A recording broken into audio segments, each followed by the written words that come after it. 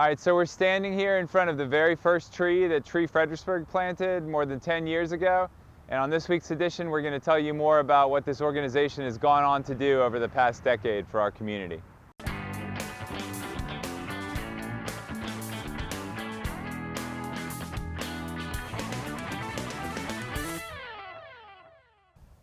All right, so this week we're here with Ann Little, who is the Executive Director of Tree Fredericksburg, which just recently celebrated its 10th anniversary, and we're standing at Maury Playground. And Ann, tell us the significance of Maury Playground and the origins of Tree Fredericksburg. So 11 years ago, we looked at this space. All of this was empty of trees. There were no trees here. So we started with 11 trees that we planted from a little mini grant the city gave us. And these trees that are behind us all have grown up. And what's crazy about this is we learned to plant bare root. And these trees were about 8 feet tall when we planted them, and now they're about 43 feet tall. So they have grown an average of over 4 feet a year, which is astounding in the tree world.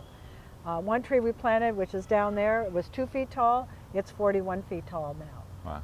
The trees have made it welcoming, and it's cooling, and it's just a beautiful space. Yeah.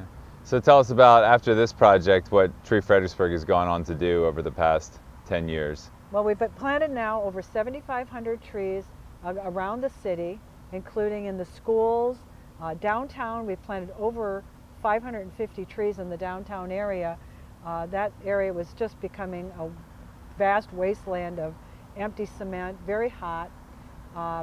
We've also did the War Memorial. We've done trees at Herkamp Park, all of the parks actually. Old Mill Park had, we have almost 200 trees in Old Mill Park and also in Dixon Park. So as we've gone street by street, neighborhood by neighborhood, incorporating the idea of putting color, the proper trees, making sure they don't hit the wires when they have to. We've really, I think, transformed the city into a very welcoming city where people can walk in shade and actually enjoy our city in so many ways. Yeah. So what are Tree Fredericksburg's goals for the next 10 years? Well, we're getting to the point where the mass plantings we've been doing with volunteers is going to end. And once we do that, we'll be filling in all the different empty spots, we call them, around town. And along with that, now we've planted all these trees. We've got to take care of them. And we're doing that right now. We prune the trees every 2 to 3 years to make sure they've got good form and that they're not a dangerous tree. We work with people to make them understand that they can save money at their house with energy savings. Trees in a yard will up the cost and the value of a home. So all of these things are just education values that people need to appreciate. Clean air, clean water, good stormwater retention. These are all the things that trees do for us, along with just the beauty. So if somebody wants to support Tree Fredericksburg, how do they do it?